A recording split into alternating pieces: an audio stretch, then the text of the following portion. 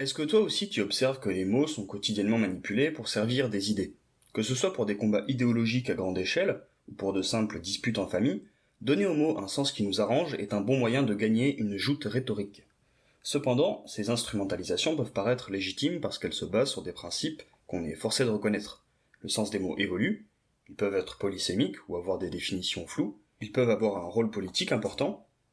Entre manipulation motivée et simple considération des variations langagières, un peu d'hygiène intellectuelle est requise pour faire le ménage. Je vous embarque donc avec moi dans la quête qui nous occupera aujourd'hui, celle du sens des mots. Salut à toi et bienvenue sur Libra Dialectica. Prends ton café, ta chaise et assieds-toi, c'est l'heure d'apprendre. Bon, déjà quand on voit des gens se disputer sur le sens des mots, l'idée récurrente à laquelle on a affaire, c'est qu'il y aurait des vraies définitions. L'idée qu'on va utiliser pour dire « moi je soutiens la vraie définition et toi non, c'est donc moi qui ai raison ». Non. Certains vont en faire appel au dictionnaire, au sens historique ou étymologique, ou encore à ce qu'ils considèrent être l'usage commun. Bref, plusieurs sources peuvent être considérées comme faisant autorité en la matière, permettant de trouver la bonne définition d'un mot et déterminer son usage dans les discours. Notre point de départ, ça va être déjà de contredire cette idée. Une vraie ou une fausse définition, ça n'existe pas. Et ceci pour une raison très simple. Les définitions, les mots, c'est pas des morceaux de réalité qu'on découvrirait en étudiant le monde. Par exemple, lorsqu'on étudie le soleil. On peut déterminer sa masse, la chaleur qu'il émet, sa vitesse de rotation. Tout cela, ce sont des propriétés physiques du soleil. Est-ce que c'est aussi comme ça qu'on a déterminé que cette étoile s'appelait le soleil? Est-ce que, au même titre qu'on a mesuré la température du soleil, on a découvert son nom en l'étudiant? Évidemment non. On choisit simplement d'utiliser le mot soleil pour désigner notre étoile. Et on s'accorde sur un même usage parce que l'objectif central du langage, c'est la communication. Une communication qui, pour exister, nécessite des usages communs. Alors pour l'instant, ce que je dis là doit vous sembler assez banal. Évidemment qu'un mot, c'est pas une réalité du monde qu'on extirpe par son étude, mais que c'est simplement une convention sociale pratique pour communiquer. Mais c'est important à prendre en compte pour décaler le débat depuis le champ du vrai vers le champ de l'utilité. Si on désigne le même objet par le mot soleil, ce n'est pas parce qu'il est vrai que le mot soleil désigne cet objet. C'est parce qu'il est utile qu'on l'utilise de la même manière. Une fois ceci dit, il nous faut rappeler que, même si c'en est la fonction principale, l'utilité du langage ne se résume pas au fait de pouvoir communiquer avec tout le monde. On considère communément qu'une casserole est un ustensile de cuisine. Comme beaucoup d'autres enfants, je m'amusais pourtant à les sortir des placards et à taper dessus avec des cuillères en bois pour faire de la musique. Dans ce cas-là, doit-on considérer que la fonction commune de la casserole me donne tort d'en faire cet usage? On peut trouver d'autres exemples similaires. Lorsqu'on utilise un livre pour caler une table, lorsqu'on ouvre des bières avec un briquet, lorsqu'on a perdu les pions d'un jeu de société et qu'on les remplace par les petits objets qu'on a sous la main, dans tous ces cas, on prend des objets qui ont un usage commun et on les en détourne pour servir un autre objectif. De la même manière, les mots doivent être vus comme des outils qu'on manie pour servir des objectifs. C'est pour ça que leur utilisation s'écarte parfois de l'usage commun. Je peux par exemple dire table basse dans une phrase commune pour désigner une table basse, mais je peux aussi l'utiliser comme mot de passe, je peux l'utiliser dans une rime pour apporter une plus-value esthétique, je peux avoir créé un langage codé avec des amis dans lequel table basse renvoie à une signification particulière, qu'on sera les seuls à comprendre. On peut aussi faire abstraction du sens littéral des mots pour simplement profiter de leur connotation négative. C'est le cas pour un certain nombre d'insultes qui visent simplement à blesser l'autre, et qui ne sont pas à prendre au sens littéral. Aujourd'hui, je vais insulter des mères. Enfin bref, ce qu'il nous faut retenir, c'est que les mots sont des outils. En tant qu'outils, on ne les évalue pas sur le champ du vrai. Dire d'un mot qu'il revêt un sens absolu, ça n'a pas plus de sens que de dire d'un objet qu'il ne peut remplir plusieurs fonctions. Si on n'évalue pas les mots, leur usage sur le plan du vrai, si l'on ne peut pas dire d'une définition qu'elle est plus vraie qu'une autre, comment les évalue-t-on? Eh bien, on continue dans l'analogie de l'outil.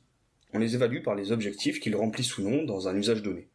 Si je décide d'intervertir les mots girafe et éléphant, que je désigne la girafe par le mot éléphant et inversement, en toute rigueur, on ne peut pas dire que mes définitions sont erronées. Mais si dans le même temps, je prétends que par cet usage, mon objectif est de communiquer avec tout le monde, de manière intelligible, on pourra alors critiquer mes choix sémantiques. Toujours pas sur le plan du vrai, mais sur le plan de l'utilité. Car il y a alors contradiction entre mon usage et l'objectif visé. Ce genre de critique porte sur une contradiction entre l'objectif de l'individu et son usage, mais il n'y a pas que l'objectif de l'individu qui compte. Reprenons l'exemple des casseroles. Le fait qu'il en existe un usage commun n'invalide en rien ton choix de t'en servir pour faire de la musique. En revanche, quand on t'embauche comme cuistot, on attend de toi que tu t'en serves pour cuisiner. Cuisine. Même si l'usage est légitime en rapport à ton objectif, on peut te reprocher qu'il nuit à d'autres objectifs, qu'il n'y a pas que les tiens qui comptent. C'est pareil pour tes choix sémantiques. Ils ont beau servir correctement tes objectifs, les autres intérêts qu'ils servent ou desservent comptent aussi. Bon, avec ça, on a une bonne base sur comment on doit interpréter le sens des mots, leur usage, et comment les critiquer correctement. On doit les voir comme des outils et critiquer ou promouvoir leurs usages en vertu des fonctions qu'ils peuvent et ou doivent contextuellement remplir. Souvent, on peut avoir tendance à dire que les débats sémantiques reviennent à se disputer sur la forme et qu'il suffit d'expliquer quelle définition chacun utilise, pour résoudre un désaccord et revenir sur le débat de fond. C'est un réflexe utile et naturel quand on comprend qu'il n'y a pas de vraie définition. Mais on sent bien que beaucoup de débats sont impossibles à résoudre comme ça. Par exemple, au sujet de l'accusation contre Israël de commettre un génocide. Difficile de trancher le débat en disant simplement qu'on ne soutient pas les mêmes définitions de génocide. Qu'au final, ça dépend. Parce que la qualification de génocide, elle a un impact important sur la perception du conflit, sa condamnation, et sur le regard porté sur les actions d'Israël. Beaucoup de termes sont utilisés ainsi pour leur connotation négative. Prenez par exemple le terme fasciste, qui a une connotation très négative. Des slogans du type « mort aux fachos »,« on ne débat pas avec les fachos »,« on doit censurer les fachos », récoltent souvent une large approbation du fait que le terme fasciste a une connotation négative. Élargissez alors suffisamment la définition du terme pour y inclure tous vos opposants, et le tour est joué. Vous avez construit une nouvelle définition, en profitant du jugement qu'implique l'ancienne. Une définition qu'on ne peut pas dire fausse, puisqu'après tout les mots sont polysémiques, et ils évoluent. Alors on peut se contenter de dire qu'après tout chacun sa définition, ou on peut considérer que, quand on va au resto, on est légitime d'exiger du cuisinier qu'il se serve de ses casseroles pour cuisiner. Cuisine! Et que de la même manière, on est légitime à placer certaines exigences envers ceux qui s'expriment dans l'espace public. Pour les plus basiques, s'exprimer avec les usages communs en n'inversant pas les termes girafe et éléphant, mais aussi en ne manipulant pas les définitions pour profiter de la connotation d'un mot et aiguiller l'opinion de manière malhonnête. Les critères sont bien sûr sujets à discussion et complexes à délimiter. L'essentiel est de retenir qu'on ne doit pas laisser tout le monde utiliser les mots et définitions qu'il veut. Que même si on ne peut pas dire d'une définition qu'elle est plus vraie qu'une autre, on peut légitimement exiger que certaines règles d'usage soient suivies.